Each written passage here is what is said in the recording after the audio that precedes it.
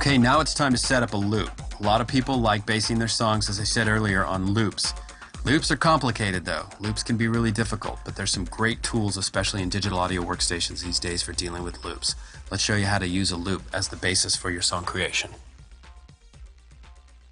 So the first thing you need to do when you're going to create songs using loops is you need to find a loop to use.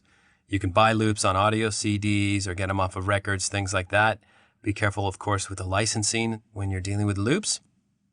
But when you're using Pro Tools, what you would do first is go to the Import Audio dialog to import that loop into this session, similar to how we imported the click for the click track we just built in the previous section.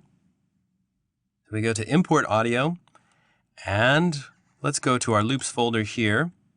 Now you can listen to any of these loops by using the play button down here.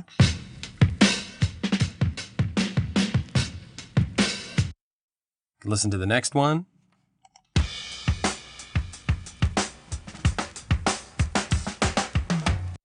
Let's try one more out.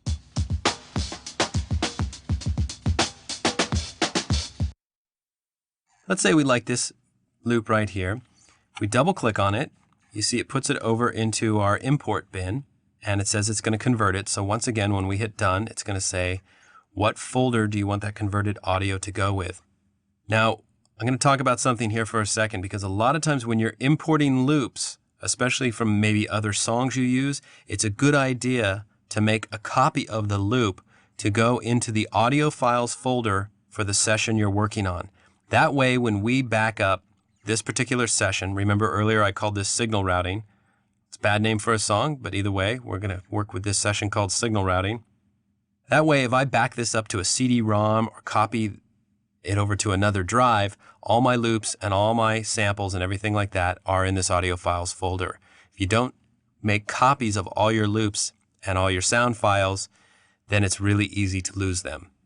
So when you're taking loops from anywhere, it's a good idea to make copies of those and put them in your audio files folder for the session you're working on. So we're going to choose that audio files folder, and it processes that particular file. And up there, we could see this loop in our region bin.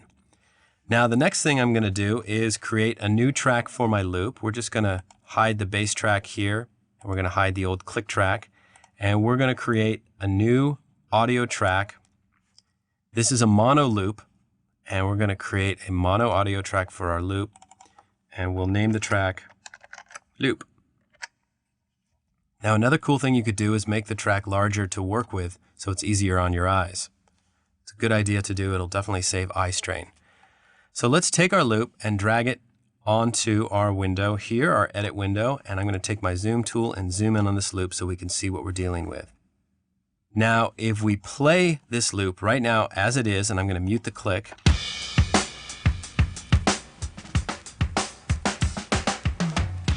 the first thing we need to do is butt this loop up against one of the bars in Pro Tools. So for instance, I want this loop to start at measure 2. If we try and do this in slip mode, it'll be really hard to get it right on measure 2.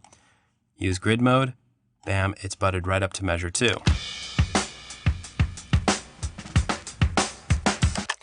Now we need to get Pro Tools so the bars and beats that are represented by the length of this loop match up to what we're seeing here in Pro Tools. So what I'll do first is cut roughly what one measure of this loop is. So right about there is where the first measure ends. Now it's a really good idea when you're cutting loops to zoom in on the loop. See, I dropped that cut point a little too early. We really want it to cut probably about right here. So now one thing you can do right now, you could separate the region at this point as well using this command called separate region, which will just put a cut mark there. So if we zoom back out and look at the loop, now we have one part of the loop.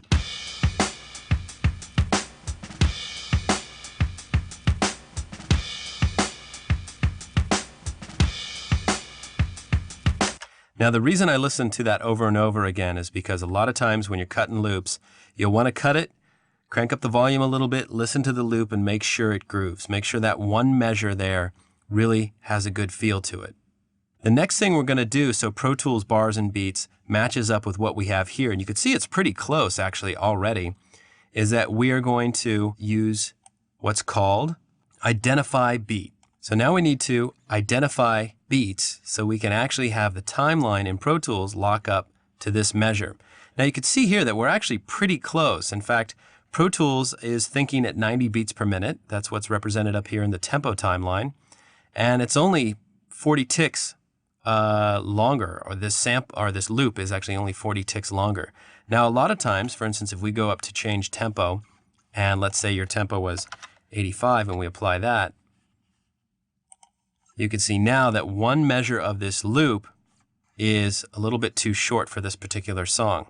So we're going to use a command called identify beat, and we grab the loop, and you can go under edit to identify beat, and we're going to tell Pro Tools, hey Pro Tools, this section that we have highlighted starts at measure 2 and ends at measure 3. Okay, and you can see it added 2 bar beat markers up here in the timeline.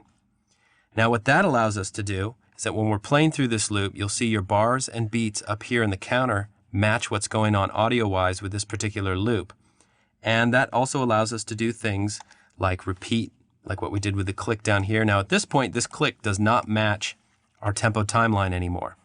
So this click track is really, at this point, a moot point. But this can be the basis for our new song. So I'm going to do Command D, which is duplicate. So now we have the basic loop for our song set up and ready to go.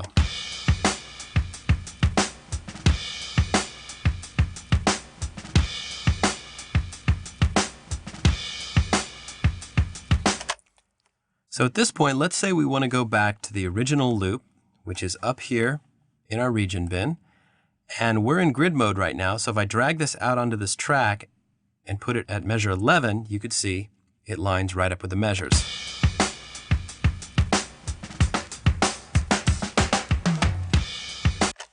Let's go ahead and look closer at this loop, and I'll show you a couple other tricks we can do. The back half of this loop has this pretty cool drum fill. But you can see that the drummer sped up and actually ended before the end of that measure happened. Now, if we want to use some of this drum fill stuff or something else that you found in your loop, we might have to cut this as its own loop because it doesn't match up, as you can see here, with what we have in our tempo timeline. There's a couple tools inside of Pro Tools for doing this. So the first thing we want to do is zoom in, and you can see our cut's pretty darn good at the top there. So what we're going to do is do that separate region command I told you about earlier. So we cut that using a key command, which is Command E. It's something you'll use quite a bit. Now, once again, this region is too short. Now, if you have a Pro Tools system, they got a great feature for this kind of thing. The trim tool has a few different options. The bottom option is called the Time Compression Expansion Trimmer. And what this does is it will do a time expansion on this loop to fit the bars and beats of this song. Now I'm in grid mode, so when I click on this region, you could see that it says it's going to expand this region to fit exactly in one measure of our song in this case. I let go and it expands out that region.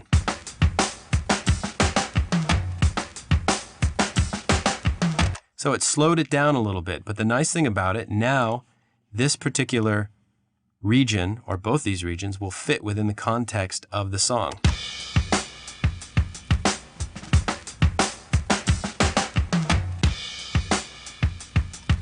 So if I want to take a half of this measure, let's say for instance that part right there, we'll hit copy. And let's say we want to go back to the top of our song and use that drum fill to come into this loop. We'll hit paste. Now we have a drum fill coming into the top of our loop. And we could cut this any way we want as well. So let's say I don't want that little pickup part right there. I can go into slip mode. And we will just highlight that section, and I'm going to zoom in on this once again so we can see where we're editing. I'm going to cut it right there. And now we have a small drum fill that comes into our basic loop. Now you might have heard a little bit of a click right there where it went from one section to the other. You can see right there it kind of chopped off at the end of that loop. So we'll take our basic trim tool in slip mode. We'll slip that out a little bit, And if you want to be really picky about it, what you can do, I'm going to slip this out a little bit more. You can also use a little bit of a crossfade across these region boundaries to smooth them out. So if you do Command F, or if you go under Edit down to Create Fades, you can create a fade. This particular fade shape right here was recommended to me by a friend of mine who's edited so many records. Tons of records. This one works really well for most music applications, so give this a try. We put that crossfade on there, and now we've got a smoother transition. Say that one more time.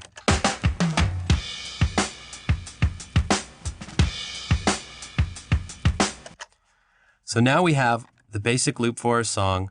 We took this section and did a time expansion on it so it would fit with these other measures within the context of our tempo timeline up here. And let's go ahead and import a second loop and match that loop up to the tempo of this loop. Now you might have been working with a click track and then you decided, hey, I want to get a loop in here to work with, or you're working with one loop and you want to take another loop and match that to the tempo of this loop and cut it into the song. Let's show you how that works. We're going to go under the audio, pull down here in the region bin. We're going to go to import audio again. Dialog comes up, and let's try this mambo out here. Let's try using this one and matching it up against that other loop. So we'll double click on it. It's going to convert it.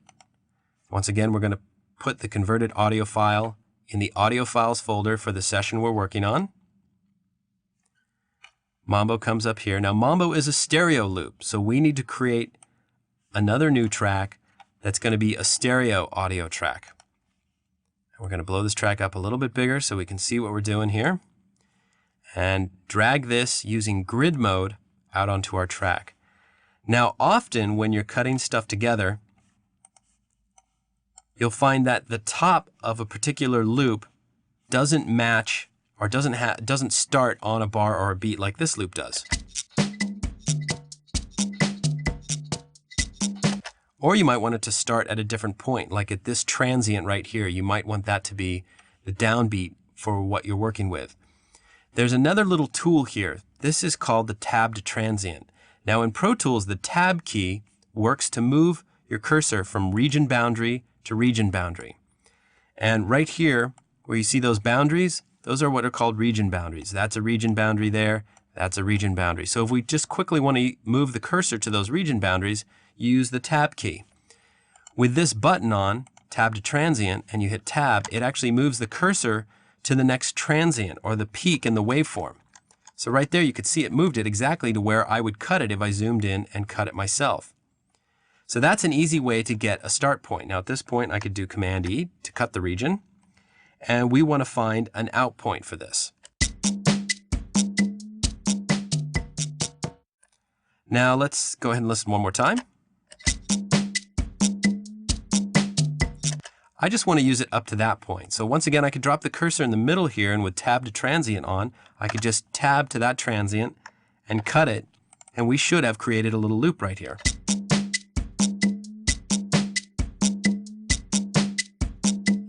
Cool. Okay, so we've got a loop. Now let's go ahead and drag this using grid mode to match bar 2, beat 1. So right now, that particular bar and beat match up start-wise, but when you hear these two regions together, you're going to hear that they don't synchronize at all. So I'm going to get rid of this chunk here. We're going to highlight this loop, and we'll listen to the two next to each other.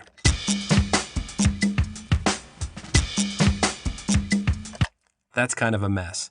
So we might try using the time compression expansion trimmer one more time and expand this region out. Now the only thing, that was a pretty big time compression, or in this case a time expansion. It expanded that region out, but we might have some degradation in the quality of the audio. But let's go ahead and listen to it in context to see if it sounds okay.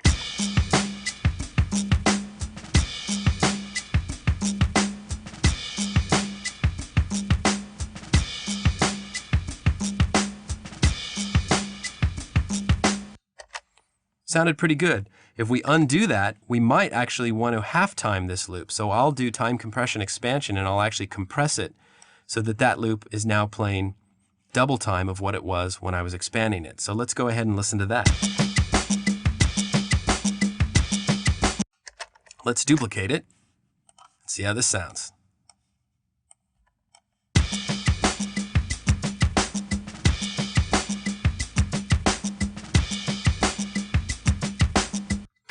Either way, we took a loop, we found our in and out points of it, we used time compression expansion to fit that loop to match up with this song, and we matched these loops together.